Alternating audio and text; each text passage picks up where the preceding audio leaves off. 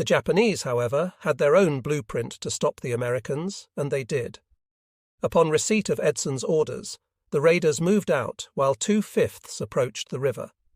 In attempting to cross, F.25 and G.25 sustained casualties totaling 16 killed and 68 wounded. Because of the strong Japanese resistance, the moves had become confused, and 1/7 was ordered to return to the perimeter. Colonel Edson's new scheme involved attacking the Japanese from the sea. The operation, using companies A, B, and D of 1/7, would be run by Colonel Puller's executive officer, Major Otho Buck Rogers, USMCR. Rogers's force would make an amphibious landing west of Point Cruz in the vicinity of Kokumbona and attack the Japanese in the Matanikau River basin from the rear. It was a good plan, but it suffered from poor intelligence. The Marines could not disembark at the prescribed site because the jungle penetrated right to the water's edge. The landing craft thus were forced to move slightly west, where the Marines landed at 1100. The Coast Guard unit that had carried Rogers's men received orders that one craft should stand by to evacuate any casualties should the Marines run into trouble. S-1C Ray Evans was one of the Coast Guard coxswains involved in the landing. Commander Dexter gave us the information, ordering several Higgins landing craft and 3 tank lighters to embark the troops. The plan was to land the Marines at the head of the cove at Point Cruz, following a shore bombardment by the destroyer Ballard, AVD-10. And from the end of the cove, the Marines were to drive straight inland. Unfortunately, it did not work that way. After the bombardment, the first boat to land found too much coral to land at the head of the cove, so we hastily informed the Marine commander, Rogers, we would have to land on the right-hand side of the cove, and after getting ashore they would have to make a flanking movement to the left to regain their former plan. The beach was about 8 feet wide, quite steep with immediate jungle growth. In some places, the bows of the boats were actually in the jungle. Unknown to the attackers, the Japanese had prepared positions on the ridge overlooking the landing site.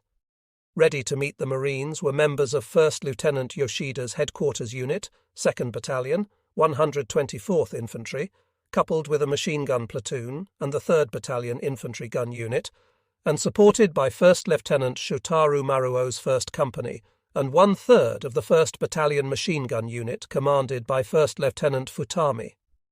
W. Ray Thomas of Headquarters Company, 1st Battalion, 7th Marines, who was with Major Rogers's expedition, recalled the ambush. When we disembarked from the Higgins and moved inland, we were surprised there was no resistance. As we made our way uphill, 84, about 500 yards inland, we encountered some sporadic bursts of machine gun fire, and I felt sure we would soon meet some heavy resistance. I recall crossing one clearing of about 40 yards, where we would be vulnerable to enemy fire, but our group continued without incident. We started up a steep portion of the hill. I remember passing a horse corral, where we saw dead enemy, and we continued on until we reached the crest of the hill, and we could observe the area, yet nothing unusual. For some reason, the main bodies of our forces were unable to complete their part of the operation. Even though I was a radio operator, we had no radio with us and were unaware of the main body's action. Now, in retrospect, it became clear why we met so little opposition as we moved up to the crest of the hill. Instead of the Marines tightening the trap, we found ourselves completely surrounded. Suddenly, all hell broke loose. Mortar and artillery fire seemed to be coming from everywhere, and we instinctively hit the deck. G.T. Roy Fowler of 1D7 Mortar Platoon had only 50 rounds of ammunition, which were soon exhausted. Major Rogers was killed by a mortar round, and Captain Zach Cox was wounded. When Puller became aware of his battalion's predicament, he boarded the Ballard and directed her to sail close to the beach. Someone noticed a destroyer offshore flashing light signals in Morse code. Sergeant Robert Bob D. Raysbrook, who could read the signals, was instructed to respond and provide yardage so the destroyer could lay down a barrage to keep the enemy occupied, while the battalion made its way back to the beach, which they successfully did. Meanwhile, 2nd Lieutenant Dale M. Leslie of VMSB 231 was flying an SPD dive bomber and spotted T-shirts laid out to spell "Help." Leslie contacted Cactus Radio Z-604 to report what he saw, and then stayed to provide protective cover. As they descended the hill, 2 or 3 Marines would position themselves on each side of the clearing to cover the withdrawal, lying down diagonally to enable others to cross. By changing places as each group made it across, they were able to reach the beach while still carrying their wounded. The situation was dire. With Major Rogers dead, Captain Charles W. Kelly Jr. assumed command. However, the Japanese were wreaking havoc on Kelly's men. In a heroic rearguard action, Platoon Sergeant Anthony P. Malinowski Jr. held the enemy at bay with his Browning automatic rifle until he was overrun. Kelly's Marines, still fighting, picked up their wounded and climbed aboard the LCPs that had roared back from Lunga to evacuate them. Among the courageous that day, many stood out. Sergeant Robert D. Raisbrook and Platoon Sergeant Tony Malinowski both received the Navy Cross, though Malinowski's was awarded posthumously. Another hero was Coast Guard signalman First Class Douglas Albert Munro. A born leader, he was among the first to volunteer for the rescue mission and was placed in charge of the detail. Knowing that the last Marines to leave would be the hardest pressed, because they had been covering the withdrawal, Munro positioned himself and his boats to act as covering agents for the final man. His successful maneuver brought back many more than had been hoped. Ray Evans, Munro's shipmate and close friend, recounts, "The debarkation was done under intense fire. We had a few guns on the landing craft. Munro and I carried an air-cooled Lewis machine gun from one boat to another as we sent boats to the restricted beach.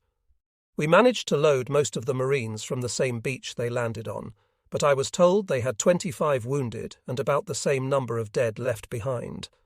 As we passed the end of the point, we saw another LCT loaded with Marines stranded on the beach and unable to back off. Munro directed the LCT with us to go in, pass a tow line, and get them off, which it did. When both LCTs were headed out to sea, we fell in after them and were at full power when I saw a line of waterspouts coming across the water where the LCT had been grounded and realized it was machine gun fire. Evans shouted a warning, but Munro, who was facing forward and did not see the line of bullets, could not hear him over the roar of the engine. A single bullet struck Munro in the neck at the base of the skull. When they were out of range, Munro momentarily regained consciousness. He asked just one question: "Did we get them off?" Assured that the Marines were out of harm's way, Doug Munro smiled. Then he died. He was 2 weeks short of his 23rd birthday.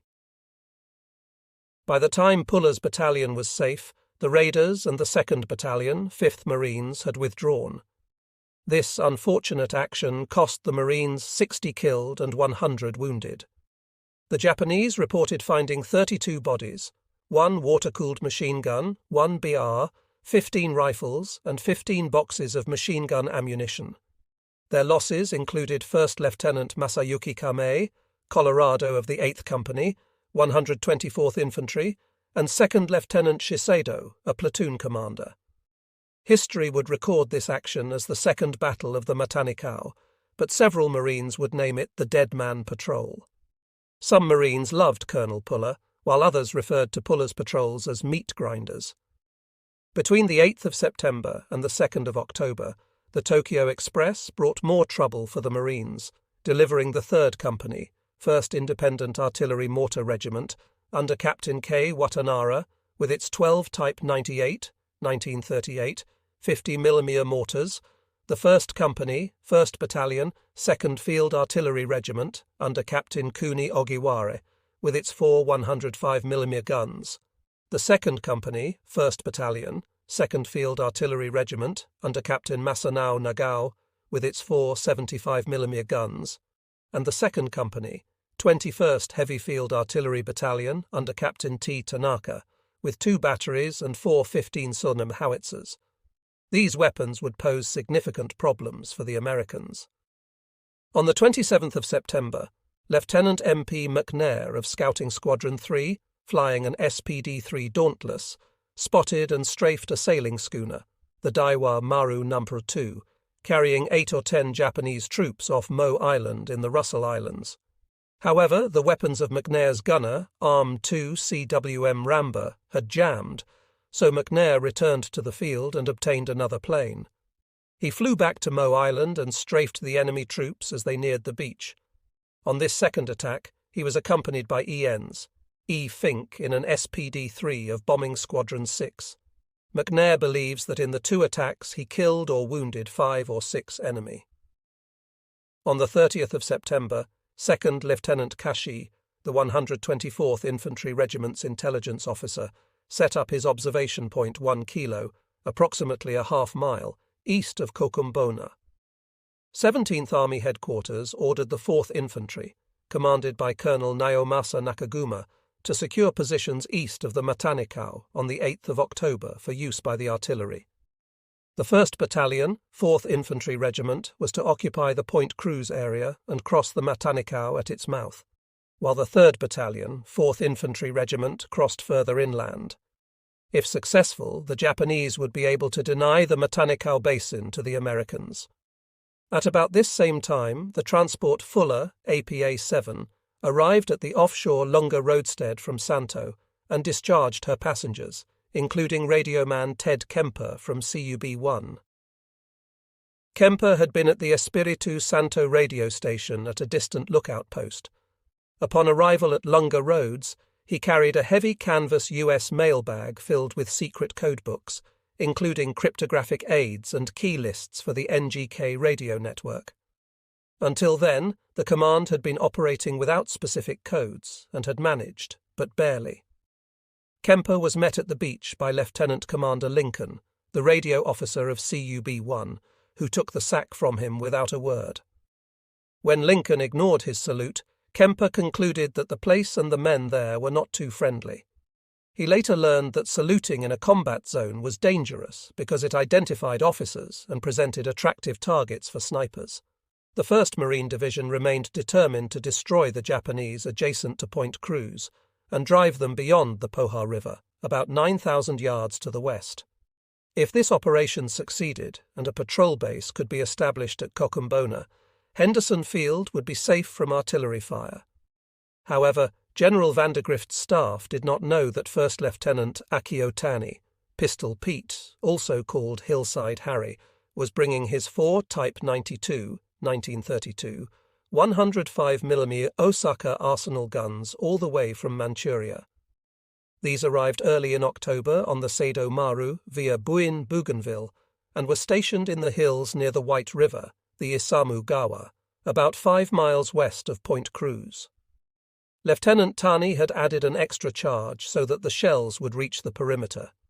He had a spotter stationed on Mount Austin, between the Matanikau River on the west and the Lungs on the east, who would relay messages to the gun site. He usually fired in the morning during takeoffs or landings, which forced General Vandergrift's headquarters to rethink all moves west. The 1st Division's plan of attack called for the 5th Marines, less 1 battalion, to execute a holding attack at the mouth of the Matanikau. They were to cross the river on divisional order, while the 7th Marines, less 1 battalion, plus 1 battalion of the 5th Marines commanded by Colonel William J. Whaling, covered Point Cruz. A noted hunter and keen marksman, Bill Whaling had formed and trained the Whaling Group Scout Sniper Detachment. He had no staff position at the time, but acted as a floater, filling vacancies as needed. The Whaling Scouts were to follow the 5th Marines along the coast road, then turn southwest and advance inland to a point about 2,000 yards southwest of the Matanikau's mouth, where the river was narrow. The group was to travel over a rickety bridge made of logs thrown across the stream, and then turn right, north, to attack. The ridges west of the Matanikau, 200 to 300 feet high, run from north to south. The Whaling Group was to attack north along the first ridge west of the river. Colonel Puller's 1st Battalion, 7th Marines, was to follow the Whaling Group across the river, then move forward beyond the first ridge and attack northward with all formations abreast on Whaling's left. If these attacks succeeded in reaching the beach and destroying the Japanese, the 5th Marines would pass through Whaling's position, and the 7th Marines would attack west toward Kokumbona with the 3rd Battalion, 1st Marines, in reserve. Simultaneously, the Cactus Air Force was to support the thrust with dive bombing and strafing, while furnishing liaison planes for the infantry reconnaissance and spotting aircraft for the 11th Marines. October marked the critical phase of the Guadalcanal campaign. To the Japanese Imperial Army, the enemy on Gato, Guadalcanal, had become a festering sore. Japanese commanders decided to marshal major land and sea forces to drive the Americans off the island and out of the southern Solomons. To accomplish this, they began sending reinforcements to Guadalcanal. On the 28th of September, the 17th Army, codenamed Oki Army, issued orders to execute its reoccupation plan. The mission of retaking Guadalcanal was assigned to the 2nd Division, the Sendai Division, identified as the YU Division, reinforced by elements of the 38th Division. To prevent enemy landings to the west, the much-contested Matanikau River sector would be held by the Nasu Detachment, the 4th Infantry Regiment, reinforced under Major General Yumio Nasu, also known as the 2nd Infantry Brigade Group. Additionally, the Nasu Detachment would place a heavy concentration of artillery fire on the airfield. At the time, however, the 2nd Division was in the Dutch East Indies on occupation duty. It was alerted for immediate deployment, and to make the necessary arrangements, the division's Chief of Staff, Colonel Harukazu Tamaoki, flew to Rabaul, New Britain Island, where the Japanese had held firm since late January 1942. The commanders believed that victory on Guadalcanal would be swift. Officers and men were instructed to carry only essential field equipment and 10 days of rations. All non-essential material would be left behind at Rabaul or in the Shortlands, and supplies would follow, a task later assigned to the 230th Infantry Regiment. The movement of elements of the 2nd Division from the East Indies to Rabaul and then to Guadalcanal began on the 13th of September and continued for approximately 2 weeks. On the 15th, Regimental Headquarters, 9th Company, under Captain Tsuneo Sato, 3rd Battalion, 16th Infantry Regiment, under Major Zenichi Morikado, with parts of the regiment artillery of the Rapid Fire Gun Battalion, plus the communications unit, a total of 350 men, sailed from Batavia, Java, on the cruiser Kinu. With them were 450 men, part of the 3rd Battalion, on the Isuzu Maru. By the 20th of September, this force was on New Guinea soil. Once at Rabaul, New Britain, they waited for the balance of the 16th Infantry Regiment under Colonel Toshiro Hiroyasu, along with the 29th Infantry Regiment led by Colonel Shojiro Komiya, plus other segments of the 2nd Division. The remainder of the force went into bivouac in the Shortland Islands under Major Tadao Yoshi, CO 3, 29 power. Part of this formation and the rear echelon of the 4th Infantry Regiment left the Shortlands base for Guadalcanal on the 24th of September in 4 destroyers, but they were forced to return that evening when the ships were attacked by the aggressive Cactus Air Force from Henderson Field. Some damage to the vessels resulted in crew casualties, though the bulk of the troops disembarked intact in the Shortlands. After re-embarking a few days later, they reached the final debarkation point of Comimbo Bay on the northwest end of Guadalcanal. The principal force that transferred from Java was in 2 echelons. The first convoy consisted of the Kyushu Maru, Sakido Maru, and Oikawa Maru, with approximately 4,450 men. It arrived at Simpson Harbour, Rabaul, New Britain, on the 29th of September. The second echelon, consisting of approximately 4,200 troops under the command of Lieutenant Colonel, travelled on 2 transports along with 5 cargo vessels: Origami Maru, Havre Maru, Brisbane Maru, Aden Maru, Kozan Maru, Muma Maru, and Takaoya Maru. The echelon arrived in the Rabaul area on October 7th. Meanwhile, on Guadalcanal, the disorganized elements of General Kawaguchi's 35th Brigade and the Ichiki Detachment's 2nd Battalion, commanded by Major A.G. Mizuno, the remnants of the Bloody Ridge defeat of September 13-15, finally reached their bivouac area several miles west of Henderson Field. However, harassed by low-flying P-39S of the Cactus Air Force, the Japanese had little rest. American activity along the Matanikau River and the possibility of a marine amphibious landing somewhere along the coast were major concerns, along with a lack of rations. Guadalcanal had many Marine Corps heroes throughout the fighting, and 1/6th Battalion Seabee joined their ranks on October 3rd. S2C Lawrence "Bucky" Myers, who worked on Henderson Field, was the first decorated Seabee. In his off time, he salvaged and repaired an abandoned machine gun from Hell's Islands. On October 3rd, he used this gun to shoot down a Japanese Zeke fighter making a strafing run. For this, he was awarded the Silver Star, but it would be a posthumous honor. On October 16th, Myers was killed in action when the Avgas barge he was working on was struck by enemy naval gunfire. In the overall plan to retake Guadalcanal, the 17th Army on October 8th established its rear echelon headquarters at Faisi, Shortland Islands. Lieutenant General Haruyoshi Hyakutake, the commander, assigned Major General Shuichi Miyazaki as his new chief of staff, replacing Major General Akisaburo Futami. The Miyazaki name was well known at headquarters, for the general's younger brother, Shigesaburo, was the commander of the 31st Division in Burma. General Hyakutake had lost patience with General Futami's defeatist attitude.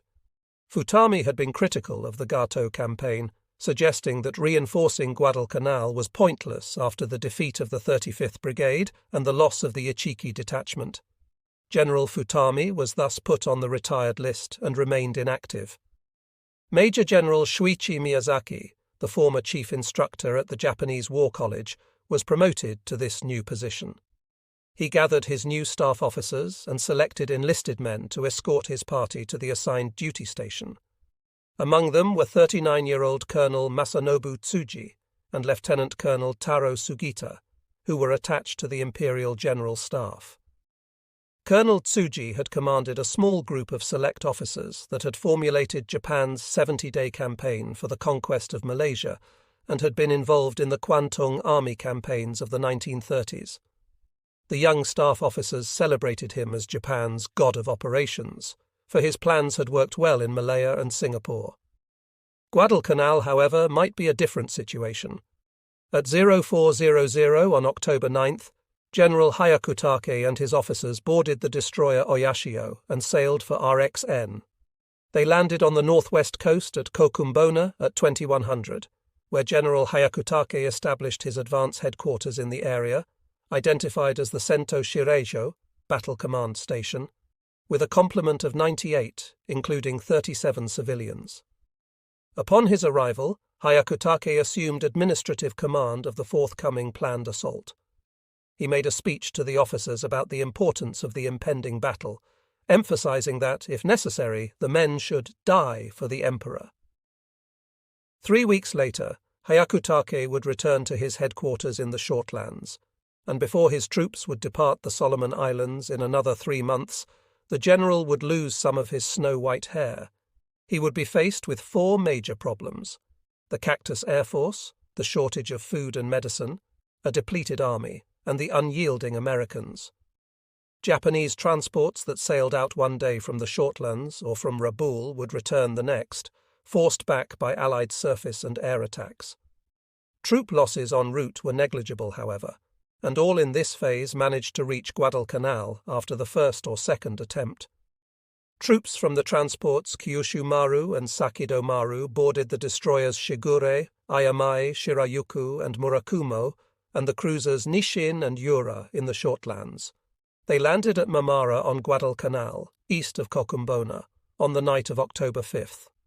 The convoy then departed with General Kawaguchi on board, who had been ordered to Rabaul for a conference on the pending strike. He subsequently returned to Guadalcanal, Guadalcanal, on the 10th, reportedly with some small treats and cigarettes for his staff. The convoy that carried the general back to the island also disembarked 824 sea infantrymen from the Maizuru 4th SNLF. They would remain at the docking area as stevedores and guards. With the arrival of 2nd Division headquarters, command of the forces on Guadalcanal passed from General Kawaguchi to Lieutenant General Masao Maruyama, commander of the 2nd Division. Maruyama immediately ordered the 4th and 124th Infantry Regiments to prepare for an attack on the airfield. They were to occupy the south side of Point Cruz, which was between Cucumbona on the west and Lunga Point on the east, then force their way across the mouth of the Matanicao River, just east of Point Cruz, with the 124th Infantry attacking farther south down the river. On October 8th, the 1st Battalion, 124th Infantry Regiment, under Major Yukichi Kokusho, began a move across the first river crossing point.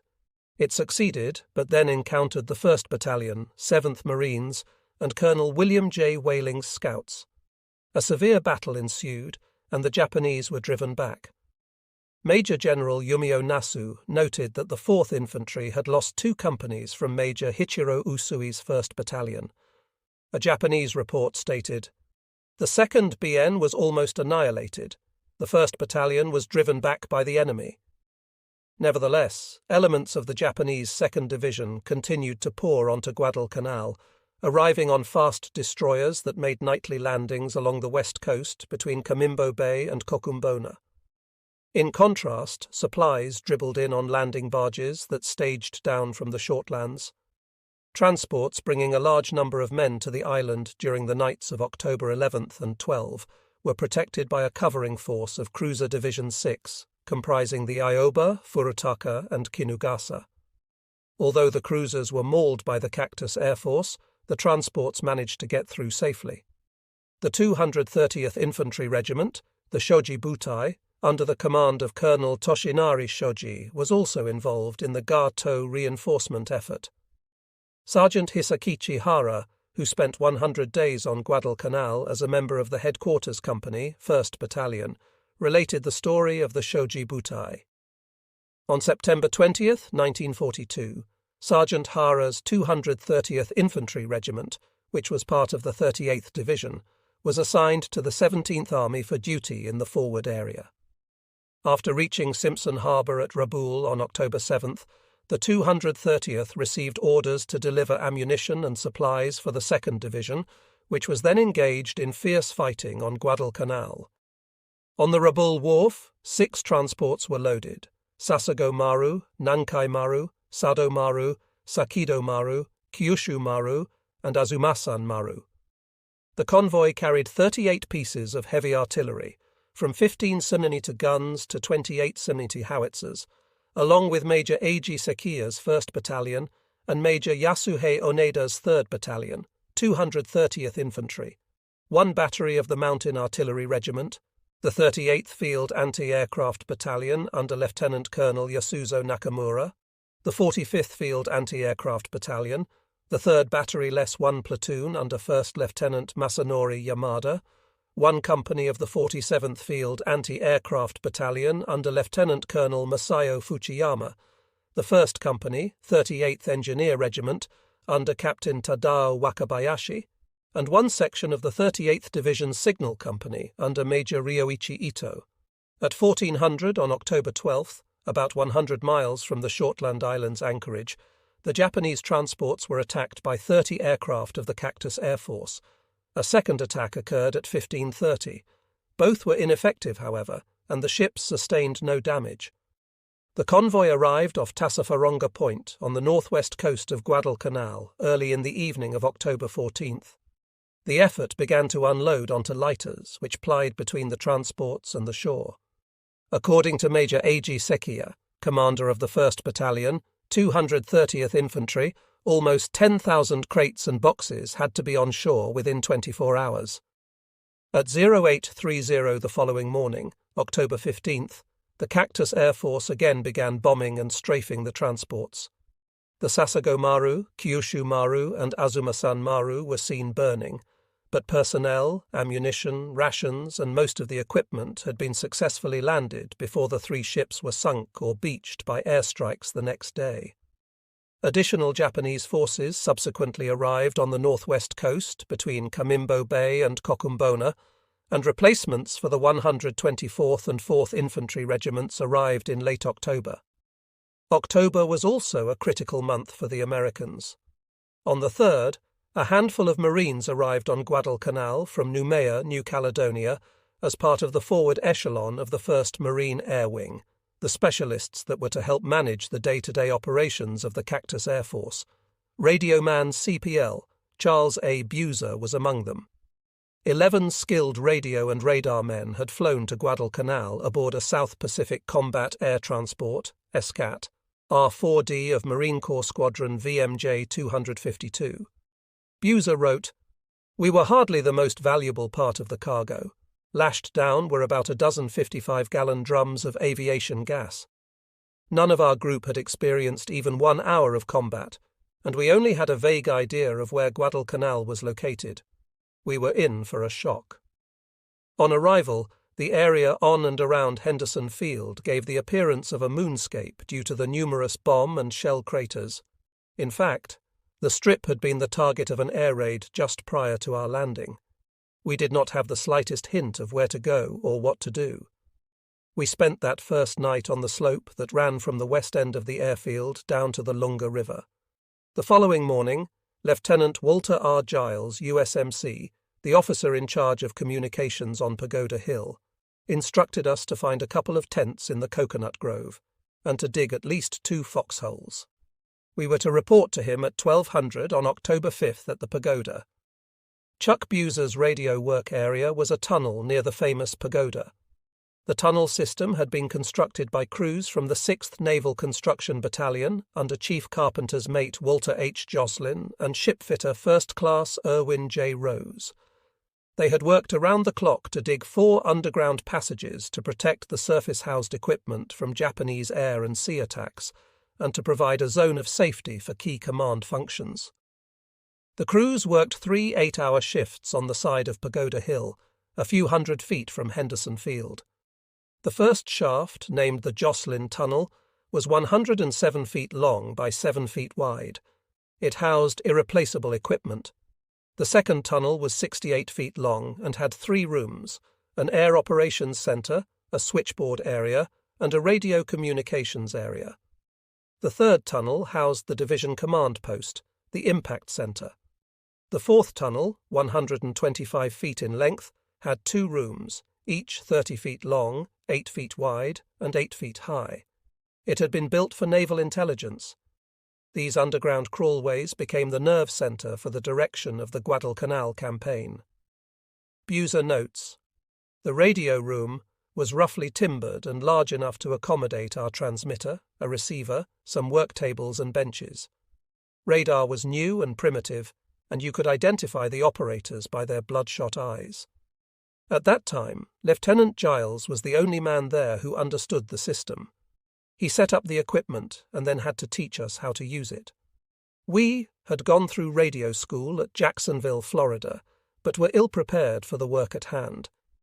We were in touch via code with our bases in New Caledonia, Efate, and Espiritu Santo. We were in voice contact with the aircraft in the immediate vicinity of Guadalcanal. That included, but was not limited to, contact with our fighters during enemy air raids, or with the scout planes during their search for enemy vessels or aircraft. At such times the air crackled as we tried to pass on numbers, bearings, altitude, and whether the aircraft's identity was Zero, Val, or Betty. Typically, our fighters would climb upwards of 20,000 feet in time to intercept the attacking aircraft. Some of the pilots kept their throat mics on, and we received blow-by-blow picturesque accounts of the characteristic action upstairs.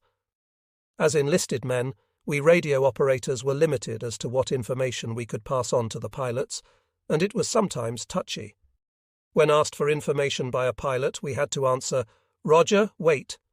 We then had to receive information from General Geiger, Brig General Roy S. Geiger, Commander 1st MAR, in charge of all aviation on Guadalcanal, Lieutenant Giles, or some other nearby officer.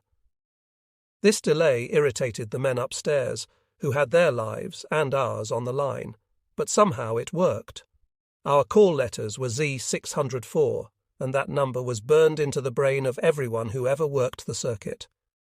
The Japanese-constructed pagoda was demolished in mid-October 1942, when it was learned that the galvanized roof reflected moonlight or flares at night, providing a good sighting aid for enemy aircraft or warships. Even with the pagoda gone, however, we continued to work the radio system from the depths of our tunnel home. The Japanese planned to secure the entire island, but the U.S. Marine Command intended to establish permanent positions on the east bank of the Matanikau, a natural dividing line. The river ran through a valley with thick undergrowth and compressed jungle. With a strong presence there, the Marines believed they could hold the enemy in check. To accomplish this, they assigned a sizable bridgehead force consisting of the 3rd Battalion, 5th Marines, commanded by Major William H. Barber, and the Whaling Sniper Group, including a detachment from the Special Weapons Company, 5th Marines, commanded by Colonel William J. Whaling. The force had a few odd Amtraks for command post security. Additionally, the 1st Raider Battalion was supported by the 7th Marines and the guns of the 2nd and 5th Battalions, 11th Marines. All were in position by the 6th of October. The 3rd Battalion, 5th Marines, was tasked with the protection of the 7th Marines river crossing. The 1st Raiders, along with the 1st Battalion, 7th Marines, and the 2nd Battalion, 5th Marines, commanded by Major David S. McDougall, had been in the same area in late September and returned, hoping for better luck this time. The Raiders' mission was to set up a blocking position to prevent the Japanese from escaping over the sandpit located at the mouth of the Matanikau, while the 3rd Battalion, 5th Marines, moved across the river. Historians would name this operation the 2nd Matanikau. The Raiders would then move back to the perimeter, making this their last operation, as they had been in almost constant combat since the 7th of August, when they were part of the forces that had invaded Tulagi. Initial contact with the Japanese was made when elements of Company 1, 3/5 under Captain Bert W. Hardy, Jr., crossed the river just 75 yards inland. Company I soon met the Japanese along its entire front. Company K, 3/5 under Captain Lawrence V. Patterson, cautiously moved across the river in an attempt to connect with Company 1, which was on its right flank. The Japanese forces in play were the 1st and 2nd Battalions, 4th Infantry, commanded by Major Hichiro Usuai and Major Masuro Tamura, respectively. They were supported by the 1st Machine Gun Company under Captain Moriji Sigibashi. The 5th Company, under 1st Lieutenant Yoshimi Onodera, and the 7th Company, under 1st Lieutenant Tetsuji Ishibashi, 4th Infantry, were guarding the Point Cruz sector, while elements of the 124th Infantry and the 4th Infantry, under the command of Captain Mori Sasaki, occupied the left bank of the Matanikau at the river's mouth. Marine Company K was ordered to attack in the bush on the left flank of Company 1, but a large gap existed between the two groups. Company L, in regimental reserve, was released and ordered to attack in the jungle in a westerly direction. However, the gap could not be filled, and the Japanese ploughed in. Captain Sigibashi's machine guns wreaked havoc on the Marines, and 6 75mm howitzers of Lieutenant Colonel Matsujiro Kaji's 20th Independent Mountain Artillery Regiment, IMAR, added to their misery, showering the Leathernecks with 13-pound, 6-kilogram projectiles. The commander of Kaji's 1st Company, Lieutenant Matsataka Kurokawa, claimed they were firing 10 rounds per minute.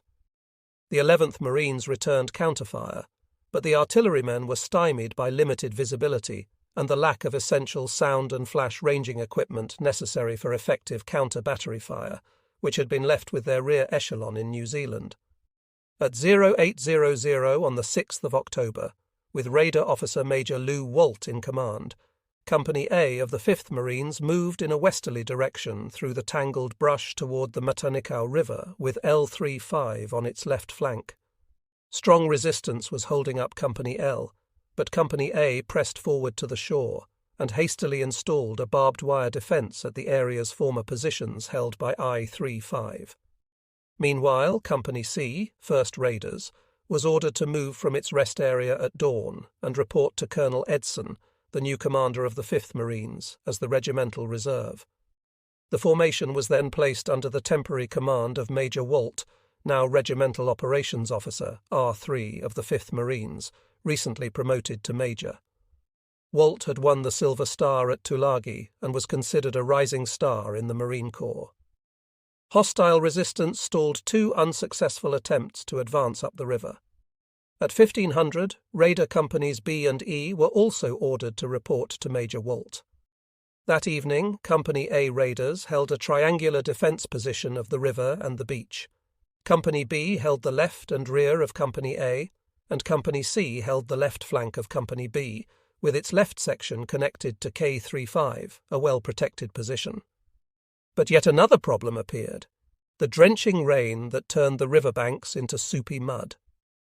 On the 8th of October, the Japanese attempted to break out from the dense jungle, attacking in small groups from isolated spots and discharging several smoke canisters. Raiders from the 60mm mortar section were involved in hand-to-hand combat. PFC Dennis F. Thomas refused to be dislodged from his position, as did most of the section. He fought until he was killed. PFC Michael P. Federack, manning a light machine gun, continued firing until it jammed, then removed the backplate and withdrew, leaving 15 corpses in front of his position. On the 9th of October, Companies B and C of the 1st Raiders took up positions between Company A and the 3rd Battalion, 5th Marines, to trap the Japanese where they stood, and the heavy fighting continued. One section of half-tracks with 37mm weapons covered the mouth of the river to the Point Cruz Peninsula with deadly effect. The 11th Marines had used 105mm white phosphorus, producing a smokescreen from a terrifying incendiary shell that ignited the grasses in several areas. But communication with the forward observer was difficult, and thus the battery fire control was faulty. The 11th Marines discharged 2,188 rounds of 75mm, and the 105S blasted the Japanese with 1,063 shells. However, the operation was broken off when the 1st Marine Division received a message that a new threat was en route. The 11th Marines were replaced by the 1st Battalion, 1st Marines. The formations on the west were pulled back to a more stable area, as the airstrip was key to holding Guadalcanal. The Marines claimed 700 Japanese killed. Their own casualties totaled 65 killed and 125 wounded. A report recorded 12 raiders killed and 22 wounded, noting, "This was truly a minor action, but in reality it was the ugliest. The conditions were brutal: rain, fog, and jungle.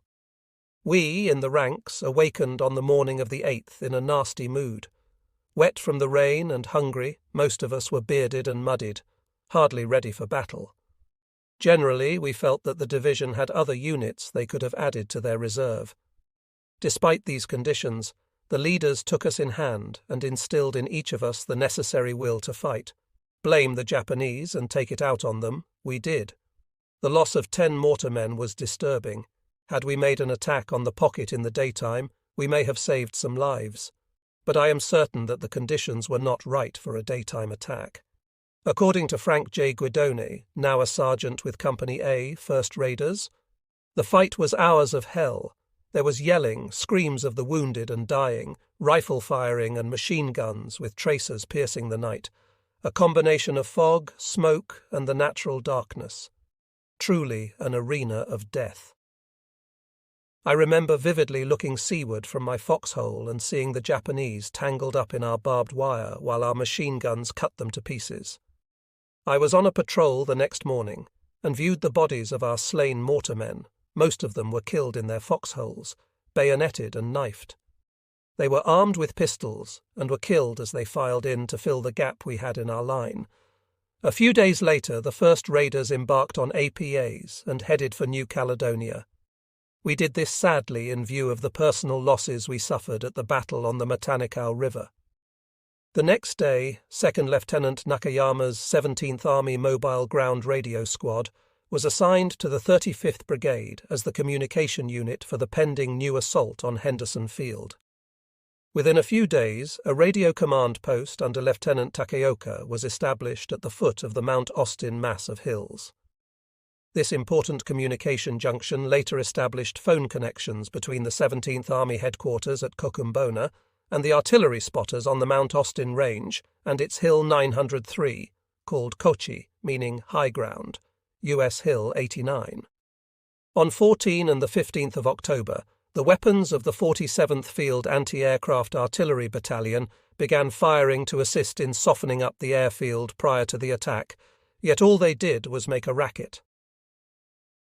Colonel Tomojiro Akamatsu, commanding officer of the 4th Heavy Field Artillery Regiment, also received orders at his command post on Hill 903 to shell the airfield. He used all of his 12 Type 96 15 howitzers during the Cactus Air Force takeoffs and landings, successfully restricting flights.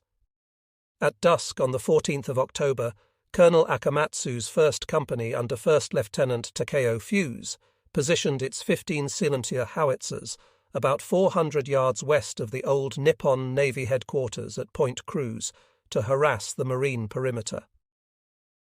At dawn the next morning, the group started shelling.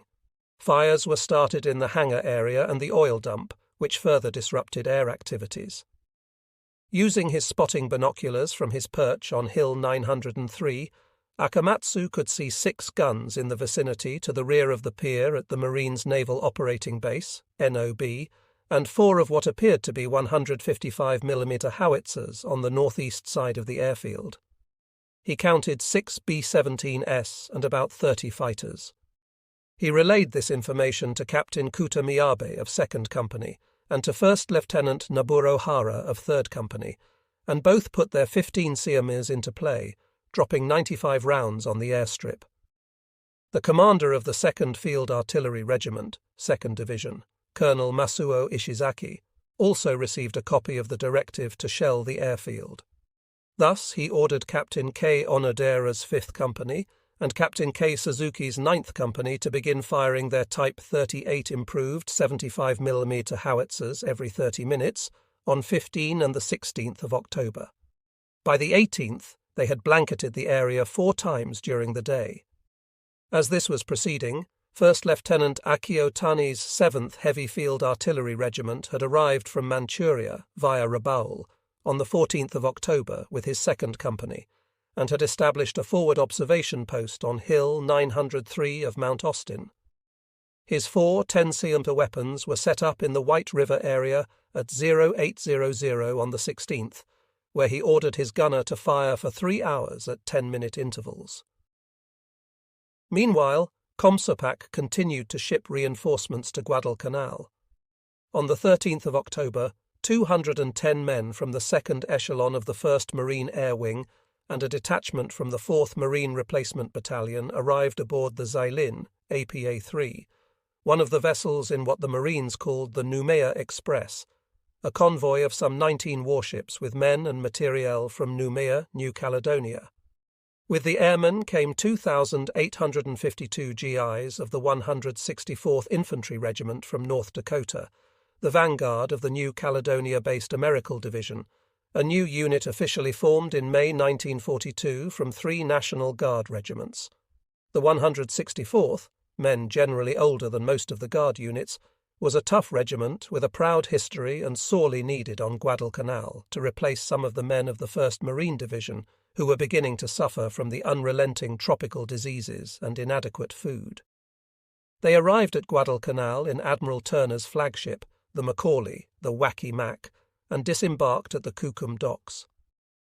That evening, the brave and tired men of the 1st Raider Battalion would embark on the Macaulay and Xailin to return to Noumea. Just as the GIs had set foot on Guadalcanal, a green alert sounded, the all-clear notification, but shortly after that it was once again Tojo time. 24 Betties left their calling cards in the form of 500-pound bombs.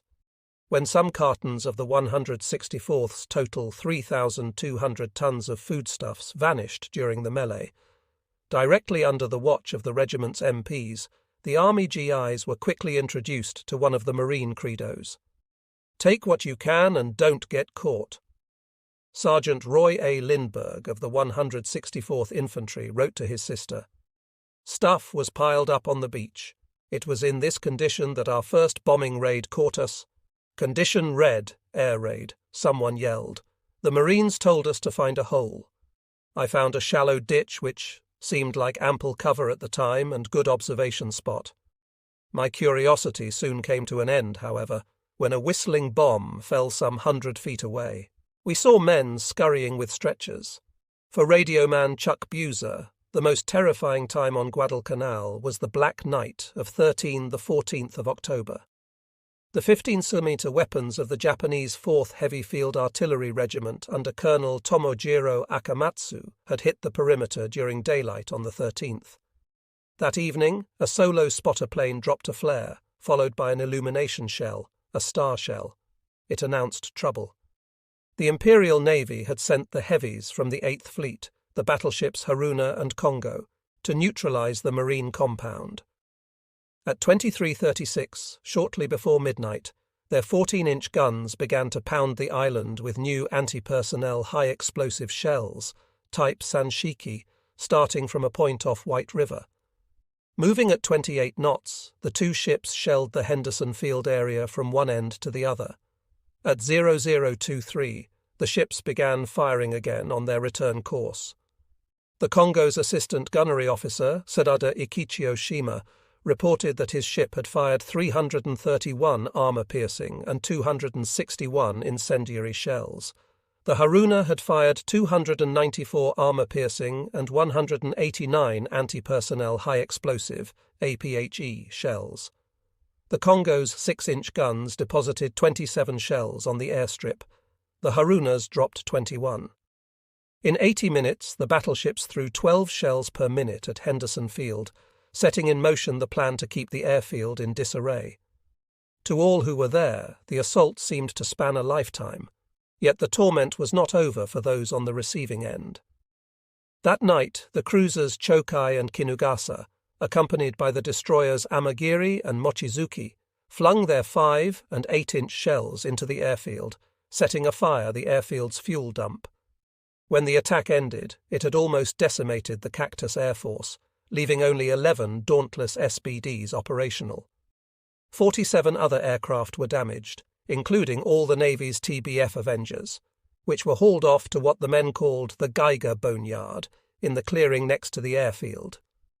One bright spot: most of the aircraft parked on Fighter Strip No. 1, the new dirt airstrip, were saved. Lieutenant George Cole, USMC, a former World War I soldier and aviation specialist, was able with his team to rebuild part of the depleted aircraft arsenal. At the time of the shelling, 16 Espiritu Santo-based B-17S were resting on Henderson Field following a bombing run on Bougainville, including a new flying fortress from the 431st Bombardment Squadron. The Japanese assault had left Henderson with 21 holes in the pierced steel planking, PSP, mast and runway mats, but only one aircraft was mangled beyond repair. However, 41 Americans in the camp had been killed and many were wounded. 6 pilots had died, 4 from VMSB-14, Major G.A. Bell, Captain R.R. Abbott, Captain E.F. Miller, and Second Lieutenant H.A. Cheney, Jr. When the all-clear finally sounded, the undamaged 15 B-17S took off for Espiritu Santo, manoeuvring around the potholes and using only 2,500 feet of runway to get airborne, though one was caught in the matting, tearing it up, and had to be abandoned.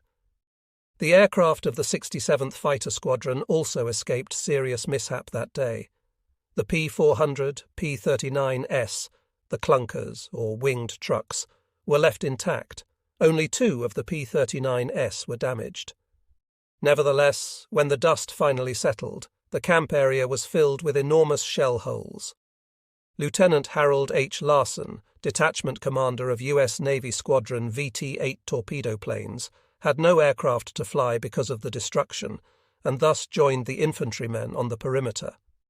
The 164th Infantry Regiment had lost 3 of its members in the shelling. CPL Clifford R. Kurtz, HQ 164, and most of the other soldiers of the 164th had been busy unloading the transports and had not dug the mandatory foxholes. No one had told them to do so. They were sleeping on the ground when the Japanese battle wagons started pounding the area. Kurtz complained, asking if every night was as disruptive as his first on the island. The tents were in shreds, and many good men were buried in the rubble, including PFC Bernard Seiden. Shells also hit the phone cable set against the ridge, cutting the master line. When a shell hit a line going in the other direction, the phone service was temporarily dead. Michael J.O.D. Jr. of the 6th Naval Construction Battalion wrote of that day and night, 13th, air raid 3 times today. Hit the airport hard and damaged our fuel supply. Shelled from battleships from 1 a.m. until daybreak. Stayed in foxhole all night. No sleep, no food. 1 meal today. 2 shells near my foxhole. Dirt struck my neck. 1 killed and 7 wounded near my tent. Fired at from hills nearby.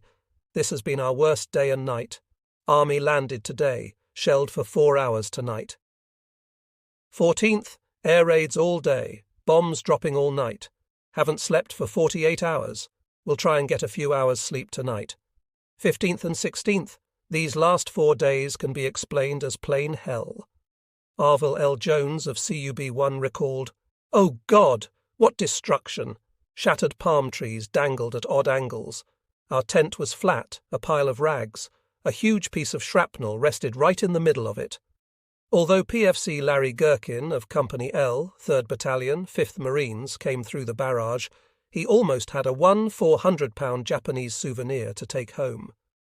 During the bombardment, an unexploded 14-inch shell landed near his foxhole and rolled, nearly covering his deep pit. Forbidding weather that Sunday grounded the Cactus Air Force, but the Japanese planes were active and bombed and strafed the Lunga area in 7 different attacks. The day had a touch of humour when the ground crew around the airstrip hauled damaged aircraft hulks from the boneyard and parked them in a regular formation along the edge of the field. The Japanese airmen took the bait and destroyed them. With bad timing, Seaplane William W. Rogel of Company A, 1st Battalion, 2nd Marines, had just arrived in the Lunga area from Aola, on the northeastern portion of Guadalcanal, with a downed airman he had rescued at sea. Rogel recalls, "Things were perplexed when we got to Lunga. This was Pistol Pete's, 1st Lieutenant Akio Tani, first day, and everyone in the area was unused to being shelled by land. As I recall, I got a ride to sick bay. The flyer was ambulatory, but not feeling real chipper. As ordered, I went on to report to General Vandergrift on the accomplishments and current position of the patrol, the 2nd Marines in the Aola sector. I was dug in that night with some headquarters types who had a deep dugout. It was a very bad night. No American who was there ever forgot that night. All had jangled nerves. Believing the Japanese might land, the officer in charge, OIC, of the base radio station, and 5 other officers got panicky, and without orders started to burn the codebooks. When the Chief of Staff, Colonel Gerald C. Thomas, heard of the destruction, he had it stopped. By the time he intervened, however, 7 mailbags with confidential and secret publications had been destroyed. The OIC was sent packing to Noumea. Fuel was always in short supply on Guadalcanal, and after the last bombing, the reserve situation was critical. Without fuel, the Cactus Air Force would be grounded and Guadalcanal would be lost. AM-1C Auguste Marty Martello of CUB-1 was responsible for keeping the fuel inventory and became one of the many unsung heroes of the campaign. In the bush near the former Japanese camp, Martello had secreted 488 drums of avgas, 67 drums of 1120 oil, 7 drums of 1100 oil, and 5 barrels of 3065 oil, the major supply for the next flight action. Had he not taken the initiative and stowed the fuel away from the strip, the campaign might have had a different ending. Cubs, AM. 2C Arville Jones, AM-2C Jack Evans, and AM-2C Rick Kamia had also stored 12 drums in the bush, which they soon retrieved. Another 65 drums were found near the Tanaru River, and caches totaling 200 barrels were found huddled in various areas, well camouflaged under palm tree leaf cuttings. Jones, who was on the gas truck detail, records that 3 tankers full of gas, 750 gallons, were untouched by the shelling. Following the Japanese bombardment, on the 20th of October, 19 sick and wounded Marines boarded a 13th Troop Carrier Squadron's C-47 Skytrain evacuation plane, a Goonie Bird. It was airborne at 0750, bound for hospitals in New Caledonia. All went well for several hours, and then the aircraft developed engine trouble. The pilot made a safe emergency water landing on the D'Entrecasteaux Reef, the Wan or French Reef, northwest of Belep Island off the New Caledonia group. There, the sick Marines and aircrew remained for 8 days until a patrolling PBY spotted the downed C-47 and reported seeing survivors. The command at Noumea sent 3 PBYs the following day to conduct a rescue. On the 29th, 3 Catalinas landed off the reef and boarded the haggard men, but heavy seas and swells prevented the cats from taking off. 1 PBY from VP-11 floated to the reef, while the others, P5 from VP-23 and P5 from VP-51, drifted to the open sea. On the 30th, a 4th catboat flew to the scene and located the wayward PBYs. It flew cover and assisted in directing the destroyer Barton to the reef area to retrieve the downed patients and aircrews. All were saved, but the 3 PBYs were lost to the unyielding sea. At about the same time, communication progressed for the besieged airmen at Henderson Field when Lieutenant Colonel Chesty Puller's 1st Battalion, 7th Marines, set up a private radio station from 6 radios they had salvaged from wrecked aircraft at the boneyard. They put together headsets so that the command post could listen to stateside news as well as talk with airmen in flight. Division headquarters was unhappy with Puller's pirate radio network, but did not order it disbanded. The Japanese planned attack on the perimeter was beginning to take shape with a blockbuster assault by the 2nd Division. In the division camp at Tassafaronga, a directive from Lieutenant General Masao Maruyama dated the 14th of October was issued as YU Order #2, stating that control of the troops would be the key to success in any jungle rushing attack. Maruyama asserted that there was no position that could not be breached if a charge was made simultaneously. On the 17th of October, the 17th Army had issued tactical orders to the 2nd Division. The Coast Force, under Major General Tadashi Sumiyoshi's command, consisted of the 3rd Battalion, 4th Infantry, 3/41, with 2,100 men, the Miyada Tai with 12 tanks, 2 Type 95 and 10 Type 97, with 11 artillery pieces, the Tani Tai with 4 10-cm cannons and 16 artillery pieces of the 4th and 21st Heavy Field Artillery Regiments under Captain Masuo Ishizaki, and segments of the 124th Infantry. The tank unit staged at Kokumbona, but on the 20th of October lost 1 vehicle from the 3rd Platoon due to gunfire from a U.S. warship. Japanese assault forces were being deployed along a line nearly 4 miles, 6 kilometers south of Henderson Field, with the attack scheduled to begin at 1700 on the 21st of October. The 17th Army order noted that the Sumiyoshi Force, Commander Artillery Force, would fake an attack from Mount Austin while the 35th Brigade, the Spearhead, would capture the enemy positions and the artillery units, the 11th Marines, at the edge of the woods on the north side of the airfield, then advance along the coastline. The 17th Army had planned a 3-stage flanking movement, and thus the 4th Infantry placed its 1st Company, led by 1st Lieutenant Kanji Inoue, on the left side of the Shiba position, code name for Shiba Mountain. The 5th Company, under 1st Lieutenant Yoshimi Onodera, and the 6th Company, under 1st Lieutenant Junichiro Konoki, were on the right shore, north of Shiba Mountain. The advance order for the attack force of the 124th Infantry was 1st Lieutenant Kazuo Yamaguchi's 4th Company and Machine Gun Unit, then the 1st Company and Machine Gun Unit, and finally 1st Lieutenant Manuos Shotaru's 2nd Company, with 1 platoon of the 7th and 15th Engineers, plus a platoon from 1st Lieutenant Choishu Saki's 3rd Independent Trench Mortar Battalion, ITMB. The 3rd ITMB would head for the centre. In another move, setting the stage for the assault on the airfield via the middle sector, the 76th Line of Communication Hospital, in conjunction with the 2nd Medical Unit, had established medical receiving services in the Tassafaronga area.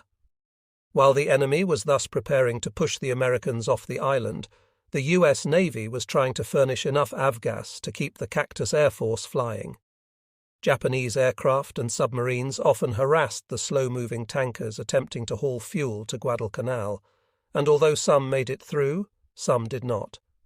One of the U.S. Navy's newest silent service vessels, the submarine Amberjack, SS-219, was temporarily assigned to Comercepac and ordered to report to Espiritu Santo for assignment. The mission was to deliver high-octane gasoline and supplies to Guadalcanal. At Santo, the men from the seaplane tender Curtis welded 2 fuel tanks for the Amberjack. When the conversion was completed, 9,000 gallons of avgas were loaded, and the passenger list included 15 U.S. Army Air Force's fighter pilots assigned to the 347th Fighter Group. Keeping the aviators company were 2 100-pound bombs stacked in each of the ship's lounges. The Amberjack reached the Lunga area on the morning of the 25th of October, but was ordered to move to Tulagi for unloading, as it was a safer anchorage. For the Japanese, the fighting in both New Guinea and the Solomons was under the command of the 17th Army. Putting the New Guinea operation aside would permit the 17th to extend all efforts to recapture Guadalcanal, yet combat conditions in New Guinea and in the north of Australia also demanded attention.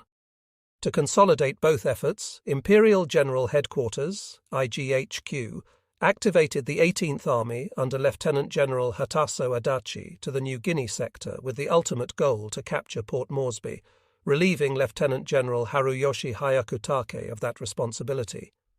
The IGHQ then activated the 8th Area Army, under the codename GO, and assigned 56-year-old Lieutenant General Hitoshi Imamura as its commander to coordinate both the 8th and the 18th Armies. The sole task of General Hyakutake's 17th Army was to send reinforcements to Guadalcanal and take back the island. For the push east, the main body of the 2nd Division, led by Major General Toshio Nasu, would move up the Lunga River as they crossed the south foothills of Mount Austin. The Nasu Unit, the 29th Infantry and the 1st Battalion, 10th Independent Mountain Artillery Regiment, and attached contingents would advance upstream of the Lunga via the Maruyama Trail, Maruyama Road, the pathway cut through the dense jungle by Lieutenant General Masao Maruyama's troops. In addition, Major General Kiyotake Kawaguchi's force, supported by 2 battalions of the 230th Infantry, was to join the Nasu unit. On the 18th of October, the 29th Infantry, led by Major Tadao Yoshi, CO the 3rd, 29th, took the lead. Its main objective was to smash through the Mukade Gata, Bloody Ridge, the same ridge that the 35th Brigade had failed to take in September, and occupy the airstrip. First Lieutenant Kozaburo Miyazawa would write in his diary, Octin 20. It was planned to carry out the general attack, but because of the inaccuracy of maps and the unknown terrain, the progress of road construction by the engineers, and the advance of units, especially the heavy weapons units, was very slow. Therefore, the general attack was unavoidably postponed to the 23rd, the 24th, and the 25th, October 25. At 1700 it was planned to enter the enemy position together, but because of imperfect communications with the 29th Infantry Regiment, that one regiment did not move, and the point of the general attack was completely lost. Combat Order #3 of the 10th Independent Mountain Artillery Regiment, code letters DAN, called for the Japanese Army to form plans for a decisive battle at 1700 on the 23rd of October. The order had been issued by Major Mutsuo Ogasawara, commander of the 10th's 1st Battalion. At 11:15, the Sumiyoshi Wing was to advance and attack the main enemy positions. At 1200, the Fuji Unit, including the 124th Regimental Gun Company under 1st Lieutenant Yoshibei Nagao, was to open its attack. In support of the assault, many heavy guns were assigned to rain fire on the American lines. On the 18th of October, the 75s of the 10th and 20th Independent Mountain Artillery Regiments, plus the 4 guns of the 2 batteries of the 21st Heavy Field Artillery Regiment and the Type 41 regimental guns, had begun preparations for their move from the general bivouac area west of the Boneji River. The troops had started to dismantle the weapons on the 18th, and by noon on the 19th commenced the advance forward. 40 men in 2 teams were required to transport each gun over the narrow Maruyama Trail, with 7 men needed just to carry the frame. In addition, each soldier had been ordered to shoulder 1 shell plus his pack and rifle. The men dragged the guns up and down the hills in the stifling heat of Guadalcanal's seemingly impenetrable jungle, but by the 21st of October the weapons became too heavy. The troops were exhausted and hungry. Colonel Toshiro Hirayasu's Shiba Operation Order 179 of the 20th of October had stated, "Cooking fires after sundown must be absolutely prevented." Commanding Officer Lieutenant General Masao Maruyama had reinforced the directive that same day in his 2nd Division YU Operation Order A, numbered 172. Again, cooking and going to the river and openings during the day are strictly prohibited. The men were not to build fires until noon of the 21st, as the smoke would signal the enemy. It should have been no surprise then when the overtaxed force began dropping the heavy armament shells trailside. All of the regimental 75mm guns were left beside the road. Men were falling, unable to take another step, and finally only one independent mountain artillery regiment would be dragged onward. On the 22nd of October, Captain Kyotaro Oishi, commanding officer of the 3rd Company, left the group with a small party to seek a location for setting up the remaining weapons. On the 23rd, rain began to dissolve the jungle floor into mud. In the meantime, however, Captain Oishi had selected a site some 7 kilometers (4.5 miles) south of Henderson Field, and on the 23rd the group arrived. The one gun, a 1908 Type 41 75mm mountain weapon, was set into position. With Y-Day now immediately approaching, the Japanese equivalent to the Americans' D-Day, Lieutenant Colonel Matsujiro Kaji, commander of the 20th IMAR on the 24th, was to support the 35th Brigade's drive through the Mukadegata. Colonel Kaji, however, received a new order to support the left wing under General Nasu, and thus he positioned the 10th IMAR's Type 41 weapon that had been moved up to pound the airstrip. The gun had a maximum range of only 7,800 yards, equivalent to the 4.5-mile distance to the airfield. It barely made the target, but was efficient enough to harass the Americans. 2nd Lieutenant Kazumi Yokoyama, commander of the 1st Platoon, 3rd Company, 1st Battalion, 10th IMAR, claimed the weapon was only fired 20 times because of the compelling counterfire from the 11th Marines. Yokoyama lamented that they had dragged the 75mm weapon all that way only to fire a few rounds. Just before the battle, the 35th Brigade was bivouacking in the area adjacent to the Longa River crossing. Orders were received attaching the brigade's guard company to the Nakaguma Butai, 4th Infantry, for the pending attack. They would be just over 6 miles from Henderson Field. However, the 17th Army's steamroller movement towards the airfield defence line was hampered by the weather, terrain and disrupted communications, as well as later by the Marines and GIs, the 1st, 5th and 7th Marines, the 3rd Battalion, 2nd Marines, the 3rd Battalion, 10th Marines, the 11th Marines, and the 164th Infantry Regiment of the U.S. Army's Americal Division. The arrival of the 164th Infantry had been a shot in the arm for the men on Guadalcanal, as it permitted General Vandergrift to make additional support changes in the Lunga defence structure. The 1st Division Intelligence Officer, the G2, believed the Japanese would strike from the west where their main strength was concentrated. In Sector #1, a 7,000-foot stretch of beach on Lunga Point was under the 3rd Marine Defence Battalion, supported by elements of the 1st Special Weapons Battalion. The 1st Amphibian Tractor Battalion, 1st Engineer Battalion, and 1st Pioneer Battalion were ordered to hold the beach lines during the evening hours. In addition, 2 Sea-Watch stations were set up just east and west of the Longa River. Consisting of 12 men each, they were manned 24 hours a day. The left outpost commanded an excellent view up the entire northwest coast, including the ground that rose inland as far as Cape Esperance, the horizon from Guadalcanal to Savo Island, and from Savo to Florida, and the outline of Florida itself. The right lookout station faced northward across Sealark Channel to Tulagi and Coley Point. Both stations were wired into the 1st Division headquarters. Part of the 1st Special Weapons Battalion and segments of the 164th Infantry Regiment were assigned to Sector #2 and deployed across a 500-yard front, Later, the sector that the 164th defended was named Coffin Corner. This long defence line extended along the beach from the 3rd Defence Battalion's position on the right flank to the ILU River, inland along the Hu River about 4,000 yards, and then west through the forest to the left flank of the 7th Marines.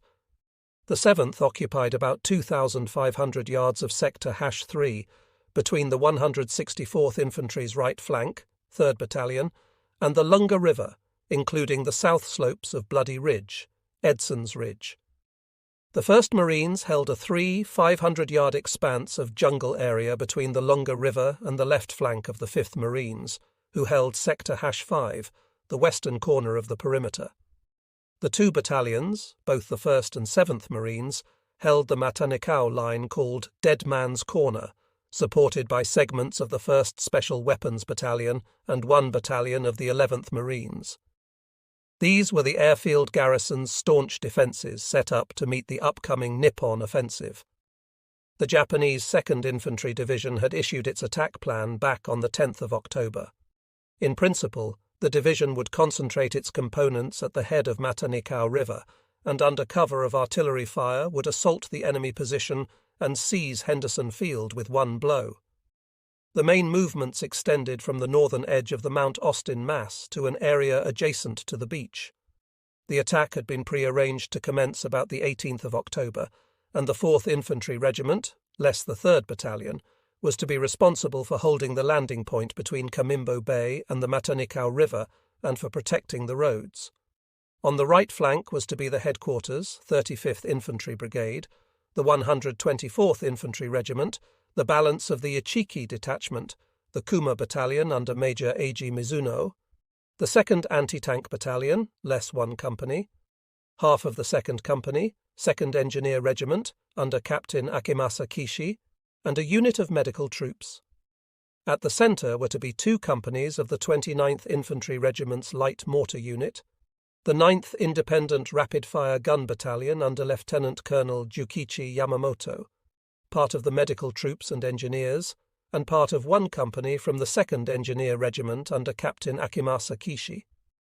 On the left flank was to be the 2nd Infantry Division Headquarters Group, Captain Mori Sasaki's 3rd Battalion, 4th Infantry Regiment, Major Shiro Gen's 1st Battalion, 16th Infantry Regiment, Captain Sumuto Meada's 1st Independent Tank Company, the 1st Company's Light Mortar Unit, the 3rd Company, 6th Independent Rapid-Fire Gun Battalion, the 1st Independent Artillery Mortar Regiment, 3 batteries, utilising the deadly Type 98 32 cm spigot mortars, 1 company of engineers, General Sumiyoshi, the Artillery Group Commander, the 2nd Battalion less the 6th Battery, and the 3rd Battalion less the 9th Battery, 2nd Field Artillery Regiment, the 4th Heavy Field Artillery Regiment, less 1 battalion, the 2nd Battery, 21st Heavy Artillery Battalion led by Captain Junzo Tanaka, the 1st Battery, 2nd Company, 7th Heavy Field Artillery Regiment, and the 2nd Engineer Regiment less the 2nd Company,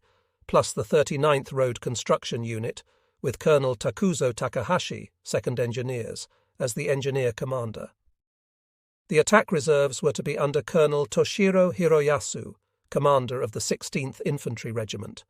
The reserve was to include the 16th less the 1st Battalion, an air defence unit of Lieutenant Colonel Yasuzo Nakamura's 38th Field Anti-Aircraft Battalion, Major Inawa Tamada's 45th Field Anti-Aircraft Battalion, 1st Lieutenant Yokota's 3rd Company, 47th Field Anti-Aircraft Battalion, Captain Koichi Ezaki's 2nd Division Signal Unit, the Medical Unit less 1/3, part of 67th Line of Communication Field Hospital, the 76th Line of Communication Hospital, part of 24th Water Supply and Purification Unit, and a transport unit. Each flank was to make preparations at the line, the departure starting point, oriented at 0600. On the night preceding the attack, they were to advance to a position approximately 100 metres, some 325 feet, in front of the enemy. Like the 4th Infantry Regiment, the 16th would concentrate its main force at Kokumbona to hold the landing point in the area between Kamimbo Bay and the Matanikau River and to protect the roads there. Pending an attack order, Captain Sumito Miyada, commander of the 1st Independent Tank Company, was tasked with reconnoitering coastal areas suitable for tank action. On the 19th, Miyada sent 2 tanks from the 2nd Platoon, led by 1st Lieutenant Tsukasa Ikeda in Tank Hash-1, along the coast route. They found the area near the Matanikau River basin especially sandy. On the 20th, another party was dispatched, this time consisting of 2nd Lieutenant Hiroyasu Yamaji in Tank Hash-2 and Sergeant Y. Nishimoto in Tank Hash-3 from the 3rd Platoon. They travelled as far as the Ma River and were accompanied by 1 platoon from the 4th Infantry Regiment. The group encountered a strongly defended outpost line on the east bank manned by the 3rd Battalion, 1st Marines. When the Marines saw the tanks, they fired a shot from their 37mm anti-tank gun from about 160 yards, hitting Nishimoto's tank, which damaged the gun and hatch and ultimately smashed the vehicle. Yamaji's tank escaped, but it, along with the troops, was soon after strafed by the Cactus Air Force returning from a mission to the west, leaving a trail of bodies behind. Upon his return, Yamaji reported to Captain Miyada about the American positions.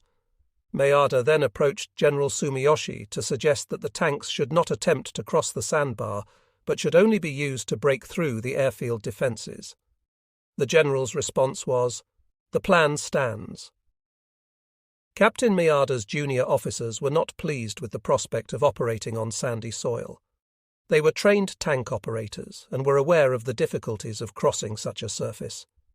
They had originally anticipated heading directly to the airfield and blasting through the marine lines. Consequently, on October 21st, another set of tanks from the 1st Platoon set out to explore the river basin again. This time, the platoon was led by 1st Lieutenant Sanai Harada in Tank Hash-1, Sergeant Seizu Watanabe in Tank Hash-2, and Sergeant Minoru Tanaka in Tank Hash-3. The 11th Marines were warned of the tank's presence by the men at the impact centre on the east bank. Despite the intense artillery bombardment from the Sector 75S and 155S, the tanks escaped damage. However, this third encounter alerted the impact centre to the strong Japanese interest in the sector, leading to a boost in Marine troop strength on the east bank. The Japanese offensive orders, although meticulously outlined, did not adequately account for Guadalcanal's dense jungle, steep hills, debilitating weather, and the inefficiencies of their resupply system. General Maruyama had also failed to address the need for proper reconnaissance and route preparation. Stepping up for the attack. The 1st Marine Division radioed Noumea seeking as much air and surface support as possible. Admiral Gormley, generally detached from the Guadalcanal campaign, referred to as Timid Gormley or Tiny Tim by the troops, was fully attentive to the urgent situation. Captain Miles Browning, Gormley's Chief of Staff, requested help from SWPAC to have the 5th Air Force and the RAAF search the western approaches for an enemy carrier force. When the B-17S of the 11th Bombardment Group were forced off Henderson Field due to a lack of fuel, Rear ADM Aubrey W. Fitch, commanding South Pacific land-based aircraft, suggested that the 5th Air Force intensify strikes on Rabaul, Kahili and Buka to relieve pressure on Guadalcanal. Records are vague on what support General MacArthur actually provided to the Guadalcanal campaign, but it was minimal. At the time, the U.S. Navy was operating at a borderline support level with few warships in the South Pacific area. The Enterprise, Saratoga, and North Carolina, BB-55, were undergoing repairs in Pearl Harbor. Admiral Nimitz ordered the work on the Big E to be rushed. The Enterprise managed to sail for the South Pacific on October 16th, accompanied by the battleship South Dakota and 9 destroyers. Meanwhile, Admiral Fitch's Air Force at Espiritu Santo was increased to 85 patrol planes and heavy bombers. On October 14th, the Japanese 4th Heavy Artillery Regiment, 12 guns, and the 2nd Battery, 21st Heavy Field Independent Mountain Artillery Regiment, 4 guns, established their regimental command post on Hill 903, U.S. Hill 89. The plan to neutralize Henderson Field involved shelling it with 150mm howitzers and Tensor cannons, targeting everything, including the fuel dump and the Cactus Air Force planes, which were frequently fired upon, preventing takeoff. By October 18th, the Japanese had shelled the area 4 times that day. The Sun soldiers aimed to smash through the airfield defences from the south flank with 5,800 men, backed by artillery, engineer and medical support, divided into 2 wings. The right wing, under General Kawaguchi, was to attack the southeast sector of the ridge and included Major Etsuo Takamatsu's 2nd Battalion, 124th Infantry, 2 battalions of the recently arrived 230th Infantry, 38th Division, parts of the 3rd Independent Trench Mortar Battalion under Lieutenant Colonel Yoshihatsu Onizuka, the 6th Independent Rapid-Fire Gun Battalion, the 9th Independent Rapid-Fire Gun Battalion, and the 20th Independent Mountain Artillery. The left wing, under Major General Yumio Nasu, comprised the 29th Infantry, main body, and elements of the 3rd Independent Trench Mortar Battalion, less detachments, a rapid-fire gun battalion, a mountain artillery battalion, and 1 company from the 38th Engineer Regiment under Lieutenant Colonel Tsuneo Iwabuchi. General Kawaguchi's wing included the 35th Brigade, which, after moving inland from Kokumbona, was to travel northward east of the Lunga River under cover of darkness to strike the airfield and destroy the Americans in the area. General Nasu's left wing was to attack northward from a point between Kawaguchi's front and the Lunga River. In reserve was the 16th Infantry under Colonel Toshiro Hiroyasu and additional engineering formations. The 17th Army ordered the reserves, the 16th Infantry troops, to guard the sector between the Poha and Mamara rivers, and from the Poha to the Boneji River, and ordered the Sato engineers to repair the road. Elements of the 16th Infantry became the support unit to forward supplies to the front. On October 15th, Martin Clemens's scouts reported the landing of a large enemy force, alerting the 1st Marine Division to a possible renewed attack. A captured Japanese map made by the 124th Infantry indicated a possible triple-pronged assault from the east, west and south, but there were no indications of a recent landing of enemy forces east of the perimeter, Coley Point. Air and ground patrols had not located any organised bodies of enemy troops along the upper Lunga, only groups of stragglers. The increasing artillery fire and growing Japanese troop strength west of the Matanikau convinced the Lunga defenders that the main attack would again fall in the west. On October 16th, Lieutenant Colonel Robert G. Hunt's 3rd Battalion, 2nd Marines, as reinforcements, moved to a bivouac area behind the 5th Marines. The 3 halves had recently arrived from Tulagi. On the 17th, a group of Betty bombers accompanied by a flight of Zeros attacked, dropping several bombs in the 3 halves sector and injuring 5. First Lieutenant Frederick Riggs's platoon, Company L, was taking shelter under the large roots of a banyan tree when a bomb hit the tree and hurled steel fragments. Riggs was seriously injured, and Sergeant Richter, who had recently arrived from Espiritu Santo, received a wound in his back and spine the size of an 88-count apple. As the Japanese 17th Army slowly approached the perimeter, their activity remained mostly undiscovered. General Maruyama moved his combat formations, field guns, ammunition, and major supplies into position for the offensive, facilitated by the 2nd Division engineers who had constructed and improved byways leading from the landing beaches eastward to Kokumbona. The Imperial Engineers, the Path Builders, and the assault troops began work on the backcountry Maruyama Trail, allowing the 2nd Division to move into position south of the airstrip, hidden from American aircraft flying overhead.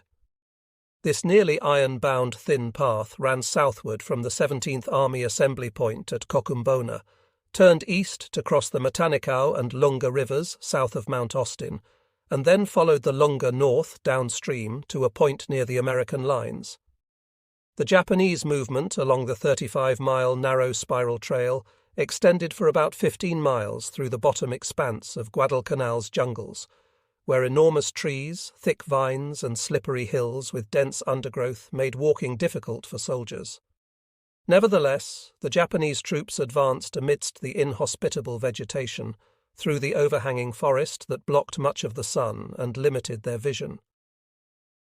The route south of Mount Austin led through tangled bush and a sequence of ridges and muddy ravines, a spongy quagmire.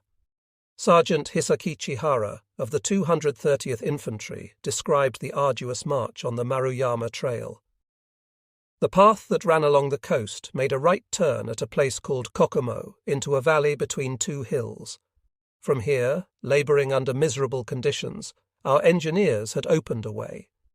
For a painful time before nightfall, vines armed with thorns wrapped around our necks, and we continued stubbing our toes on tree roots and projecting rocks.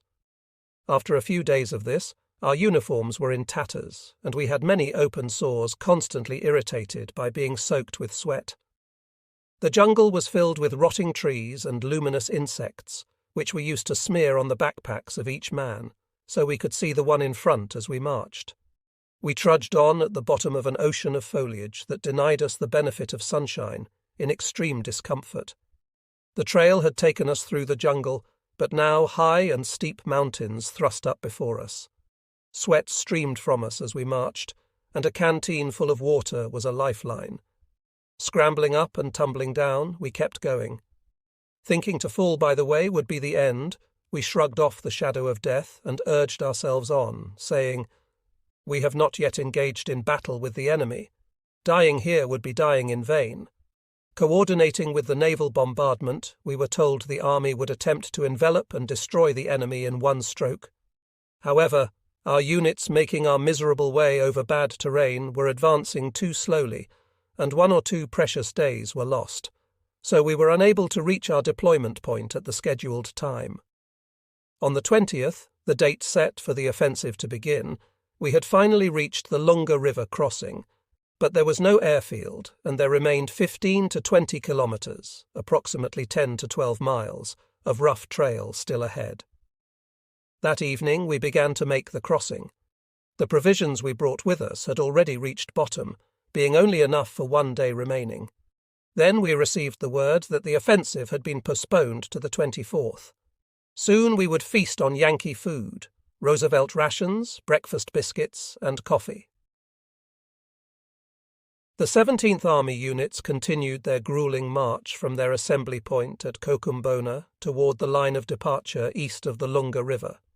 Because the trail was narrow, the men marched single file in an extended irregular column. Despite the vanguard group beginning the procession early each morning, the rear component usually could not move until afternoon. As rain soaked most of the trek, the 2nd Division inched along, burdened with heavy shells and full combat equipment. Despite their heavy load, they subsisted on limited half rations of raw rice and, using ropes, pulled the General Sumiyoshi artillery pieces and automatic weapons along the muddy track, eventually abandoning some of their guns, packs, and extra ammunition shells. Without road-building equipment, the Japanese engineers had to chop their way by hand using axes, saws, and machetes. Their horses had been left at Rabaul, and with no significant motor transport, the 800 or so tons of supplies were carried to the jungle front from as far away as Cape Esperance.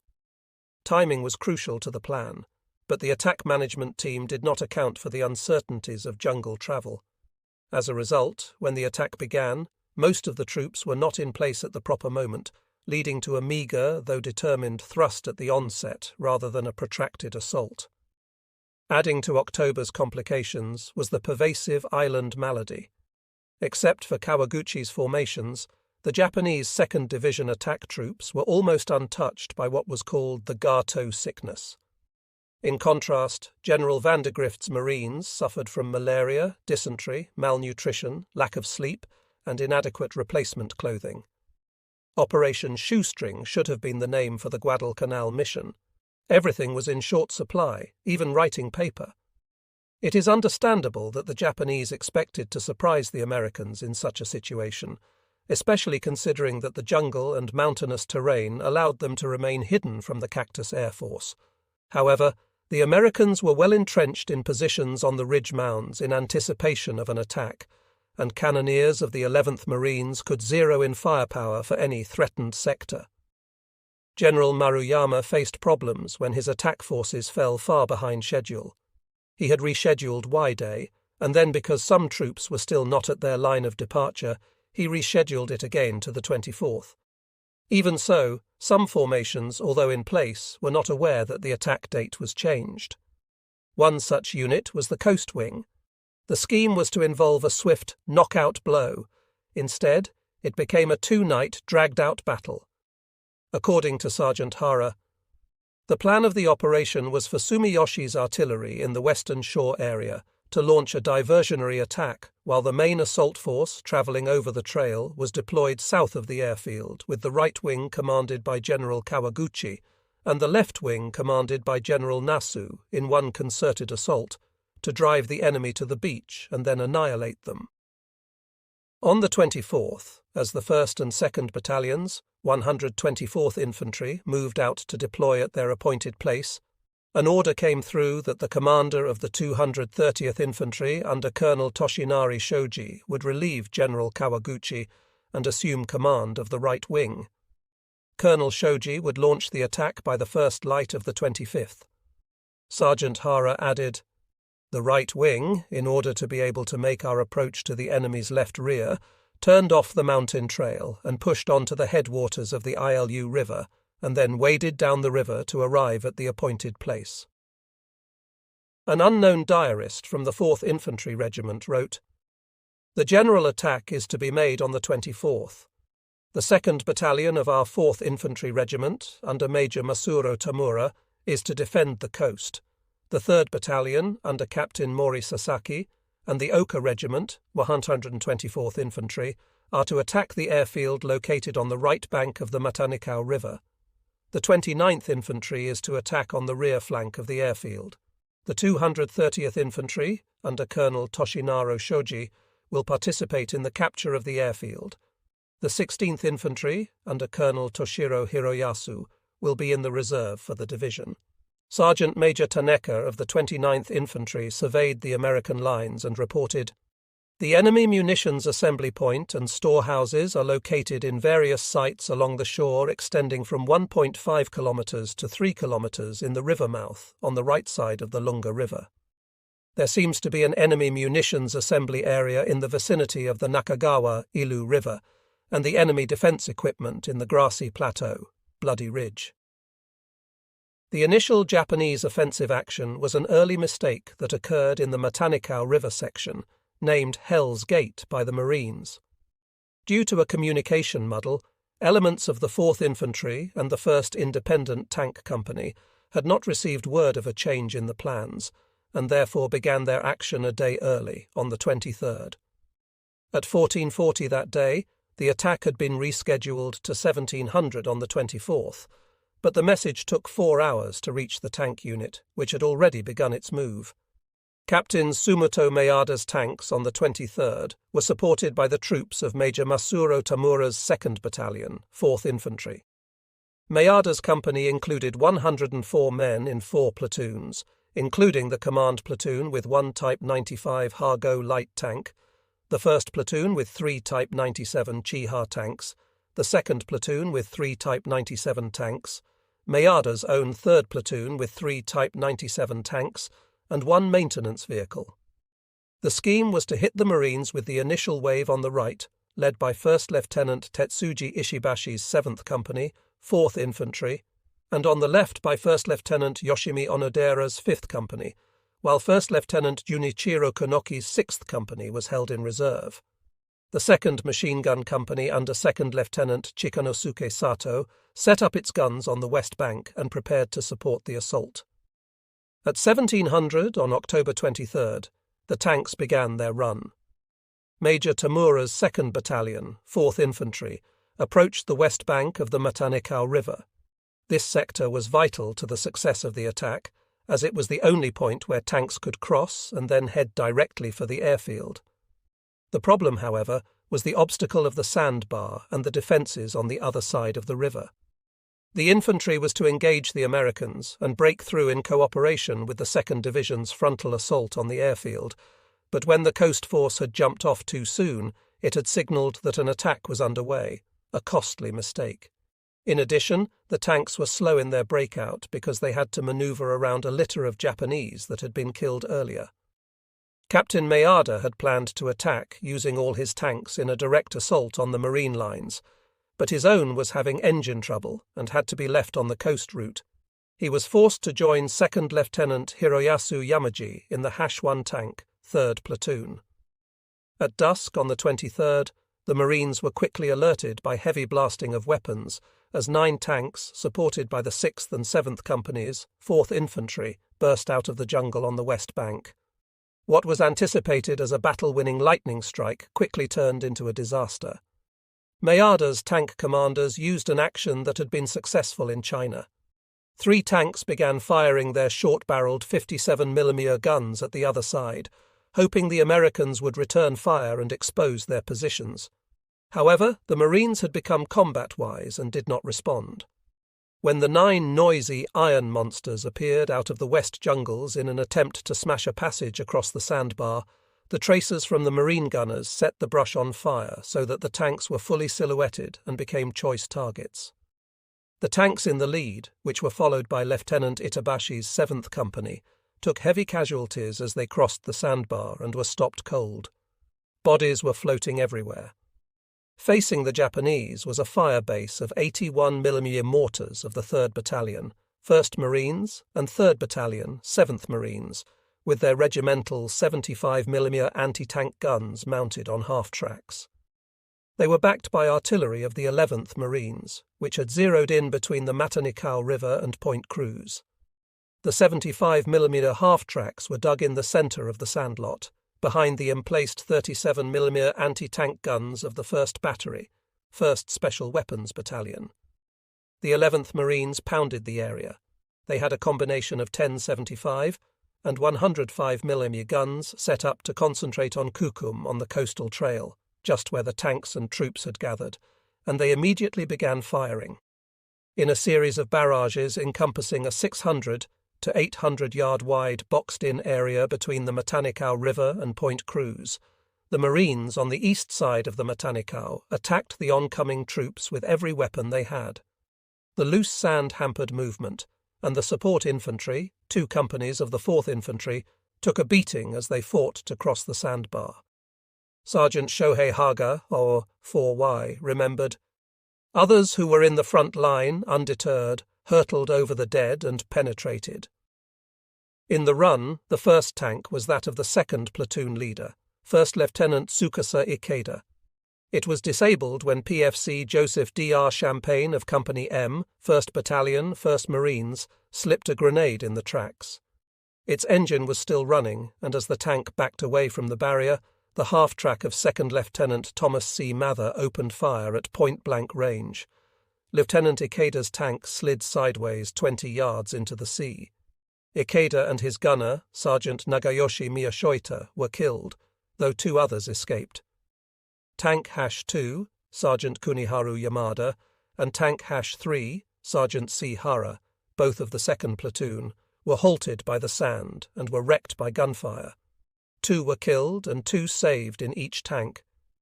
Meanwhile, as Japanese infantrymen attempted to take the lead, they jumped over the dead by 2s and 3s and continued the advance. But the Marines held fast, and some of the Sun soldiers, seeing the battle going badly, became disheartened and confused.